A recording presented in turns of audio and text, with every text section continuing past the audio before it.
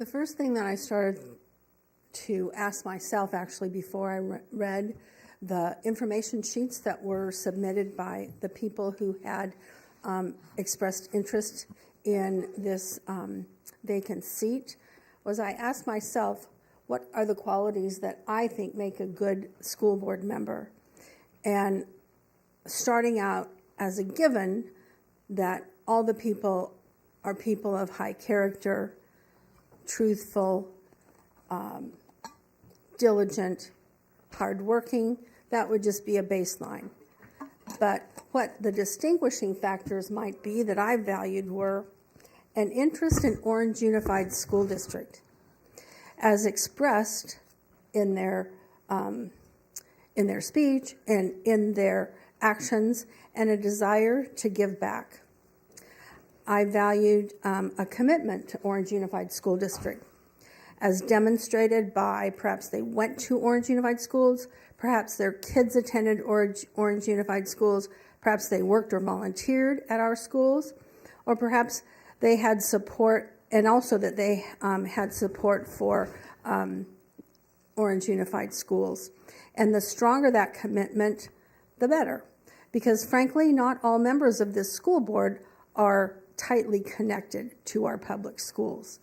I also valued connections with the Orange Unified School District community, because one of the reasons that we have the electoral scheme that we do with having to live in a certain geographic area, and yet all the voters in the whole district vote on all the races, is that it is desired and assumed and planned that the people who become candidates have connections with people within that community, so that they will be and will be able to be conduits of communication back and forth, communication telling the community about the schools, communication listening to people within their communities, accepting feedback to bring back to the board, and also people who can provide educational leadership to the community.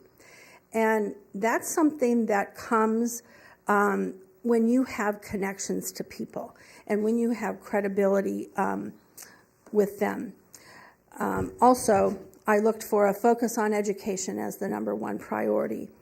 I wanted to tell a little bit about all the people who put in an information sheet, because in all of this, we haven't really talked about or discussed the fine group of candidates that came forward to express interest. First, there was Barbara Cristiano, who I was happy put an application in. She is a former career teacher in another school district. She is a longtime resident of our school district. She has two daughters, one who went to Knoll Canyon and who is now an elementary school principal. Her children graduated from Mater Dei High School. She is proud of the Orange Unified School District's outstanding Canyon area schools and wants to preserve and extend that excellence to all children in our district. She is active in her neighborhood and in the Villa Park Women's League. She feels the district has been hampered recently by a lack of programmatic funding during the Great Recession, and she feels that a priority would be quality offerings of career training for non-college bound students. School facilities need improvement, she said on her application. We need a successful bond, and she would enjoy visiting schools in Orange Unified to see Orange Unified School District education in action. I felt that she had a lot to offer as a member of a school board. Andrew Fisher was the next one, and this is just alphabetical. As many of us remember, Andy Fisher is a respected principal who worked in our district for lots and lots of years. He had success in some of our schools that needed his talent so badly, and perhaps even more than other schools. He brought up low-performing schools to the point where they were award-winning schools. He led the teachers in them and inspired them to do their best and to have a sense of urgency with the students so that they could achieve their best. He led 2 schools out of program improvement and into high-performing and national blue ribbon status and California Distinguished School status. Sadly, Andy withdrew his name from consideration following the board meeting where we discussed the process by which we would choose a successor to Mrs. Singer. To say he was put off by the lack of regard is a understatement. He was put off by the lack of regard the board showed for the applicants and the process chosen for this important decision being a mere 3 minutes of prepared introduction for each applicant. And it wasn't even each applicant. The original plan was for only the applicants that survived a paper screening.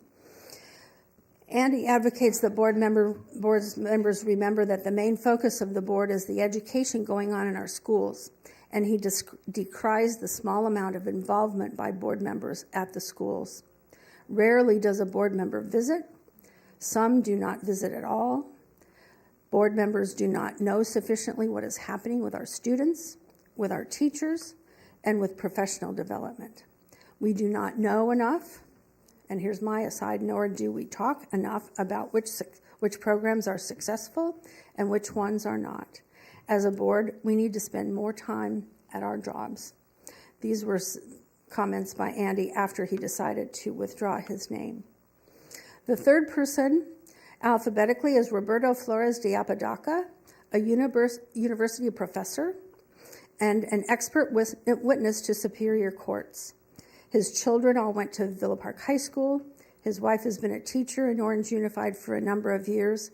He feels he would like to fulfill what he feels is his civic duty, to give back to the community where he lives, and he feels he has a lot to learn about issues in Orange Unified School District and expects to do so regardless of the outcome of his application.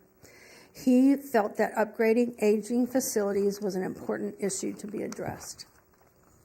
Christopher Nguyen. He is a policy advisor to Supervisor Todd Spitzer, a former aide to a member of the legislature. He volunteers with the Orange Education Foundation and the Lowell Joint Union Education Foundation. That's in Fullerton, I believe, or is it Lowell Joint Union High School District? Anyway, it's another district. He is president of the Orange Villa Park Republican Assembly. He is a graduate of Canyon High School. He went to Stanford. He wants to change graduation requirements so that every student will meet the A to G requirements for admission to University of California and or complete career technical education. He feels board members should be partners with administration in managing school concerns. I reached out calling Christopher Nguyen twice. He called me back twice, but we never did actually speak. And so this information comes directly off of his candidate information sheet. He's the only one that did not make any reference to the need for facilities improvements or how to address that need. The next person, Kenneth Roulon, is a former police chief, currently a private detective who owns his own consulting firm. He has children at El Rancho. He went to public schools, as have all of his children. He's very active in NJB, and he supported the bond last year. He's currently president of NJB, National Junior Basketball, that's what that is. And he's very active at San Antonio Church in Anaheim Hills. He has a double master's degree, is supported by Anaheim Mayor Tom Tate. Many in the area asked him to put his name in for this position.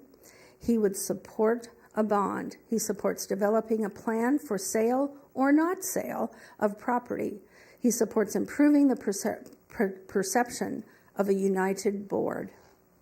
Mr. Salas, a medical sales representative, grew up in Yorba Linda, has lived in Anaheim Hills for 2 years, has 6 children who attend or attended public schools in Placentia, Yorba Linda. 3 are now in college, and 2 continue to attend El Dorado High School in the Placentia Yorba Linda School District. He is a member of PTSA and Athletic Booster Club in his children's schools in another school district, has volunteered at their schools, wants to keep the quality of our academic programs high and to improve the quality of our school facilities. The next was Alan Trudell. Alan Trudell is a career public information officer from Garden Grove Unified School District. He has extensive experience in school district administration. His stepson graduated from Canyon High School. His two older sons are graduates of Orange County Public Schools. He has been a decades-long supporter and advocate for public schools. He comes from a family of educators. His wife was a teacher, as is his son and daughter-in-law. He advocates that the board have a laser-like focus on student success, that the board should have no political ambitions. He says that he has no political ambitions. He feels board members should be good listeners and respect a variety of viewpoints. Board members should be accountable and hold administrators accountable, and he understands that the board must resist the temptation to be involved in the day-to-day management of the district. That is the responsibility of the superintendent, and that to do otherwise compromises the line of authority and organizational structure established by the board. Ultimately, this inhibits the effective decision-making that is expected by the public. Modernization of facilities is the most critical area of concern, and he would enthusiastically support the bond. Just to kind of go back, these little resumes that I'm saying are a combination of the things that they wrote on their candidate information form and things that I learned in talking to each candidate, and I called them prior to the time when we had I felt that it wasn't proper for me to be having private conversations that were not made public as part of the discourse. That's just too closed and secretive to be a public process, in my view. The next one, Victoria Weber, was a longtime employee of Orange Unified School District, now works for Laguna Beach Unified School District in the office of the superintendent. Victoria has a deep understanding of current education issues in California. She understands local control funding formula, professional development. All of her children went to Canyon Rim, El Rancho, and Canyon High School. They received excellent educations and are on to successful and satisfying careers. She's always been very involved in school parent leadership, from fundraising chair to president of the PTA of the Booster Club. She's been a basketball scorer, a team chaperone, a fun run chair. She wants to provide unbiased leadership that values effective practices and transparent communication. I have known Victoria for a very long time. We were PTA presidents together, and long before I was on the board. And she is just that person that people go to and trust. She has no political ambitions. She wants to contribute to the continued and growing success of Orange Unified School District. Her highest priority is quality education for our graduates to be college and career ready. She knows the value of excellent professional development for teachers. She feels facilities are the number one concern needing improvement in Orange Unified School District. The passage of the bond, however, is important, and she supports it, but it is not the end-all and be-all. And last in the alphabetical order is Andrea Yamasaki. All of her children attended Canyon High School. Andrea delayed international travel to be at the meeting on the night of the selection. She's the president of the PTSA, or has been the president of the PTSA at Canyon High School, at El Rancho. She was the vice president of programs at Knoll Canyon Elementary, where she started a program of after-school activities for the students that continues to this day. She's the secretary of the Orange Community Council of PTAs. She is formerly the vice president of that body. She is on the OUSD District Advisory Council. She's the treasurer of Girls Basketball Booster Club. She's on the steering committee of the Canyon Education Foundation and has been for 2 years. She is a board member of the Canyon Oaks Homeowners Association, and she has been for 3 years. She works for the American Cancer Society Relay for Life, and she is the event chair of that event at Canyon High School. She is a volunteer for Girl Scouts of America for 12 years. She's been doing that for 12 years. The Girl Scouts never let loose of you. I was one. Okay. She also is active with her son, or sons in the National League of Young Men and volunteered with that organization for 4 years. She wants to see better education, facilities, and accountability. She wants to see emphasis and support for programs unique to specific schools across the district. She loves the farm program at Orange High School, the media program at Canyon High School, the academic pentathlon at Santiago Middle School, the robotics programs that exist at various schools. She feels the district must be transparent in communications and must improve facilities. She is a person to whom parents come to seek information, and her opinion about schools and about the district because they know she is knowledgeable and fair-minded. She listens to all sides of an issue. She sees strong academics and teacher quality and quality teacher training and professional development as a key to success. She favors more mental health awareness in our schools and with our children, and she sees a need to tap into the strengths of each individual student. There is more to education than advanced placement and international baccalaureate, and some students need to be encouraged in the arts or science or career technical pathways. She not only supported the bond, she was a leader in the community organization to get it passed. And the reason that I give you all this is because this hasn't been shared with the public. It's been posted on our website, but really kind of late in the process, and I had a hard time finding it when I went to see. Almost everyone except Mr. Nguyen is concerned with the idea of our aging facilities, and 6 out of the 9, and I'm counting Mr. Fisher as one of the 9, supported a bond. So those were not particularly differentiating factors. I felt Barbara Cristiano would be a good board member, Andrew Fisher would be a good board member, Alan Trudell would be a good board member, Victoria Weber would be a good member, and since I knew her so well, she was actually my choice coming into this conversation. And of course, Andrea Yamasaki, whom I think I had met, but I didn't really remember, had the most stellar resume of anyone. So then we came to the board meeting, and with my mindset that to be a good board member, you really have to be connected to the community so that the community benefits from the give and take. Well, if you're not out and about with the community, if they don't know you, if you don't know them, there is no give and take.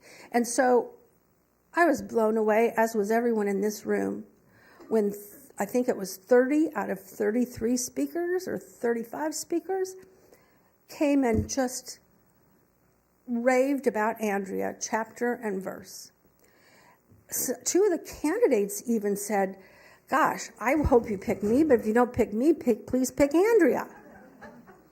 It was unbelievable. And I thought, this is perfect. This is exactly what we need. This is a connector to the community. And that is exactly what we need. And so that changed my mind. Even though Victoria's a longtime friend of mine, I know she would be a good, and so is Andy. Well, he took his name out. But anyway, lots of people whom I've known for a long time. But I thought, you know what? Andrea ticks all the boxes, the important boxes of being a good school board member. So I wanted to let you know the qualities that people brought to this consideration, and there were several that would have been really good. Andrea, in my view, was absolutely the best, and that's why I voted for her.